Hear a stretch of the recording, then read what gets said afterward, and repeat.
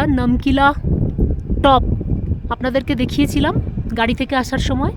এখন এখানটা একটু দাঁড়িয়েছি, আর দেখুন এখানের ল্যান্ডস্কেপটা জাস্ট অসম, আনবিলিভেবল, বিউটিফুল। হ্যাঁ, ও বলছে হাতির চামড়ার মতো অনেকটা দেখতে লাগছে, সত্যিই তাই। হাতির চামড়া যেরকম হয় সেই টাইপের, মানে ল্যান্ডস্কেপটা এমনভাবে তৈরি হয়েছে, कुदरत का दिया हुआ ये नज़ारा हम देख ही रहे हैं आँख भर के।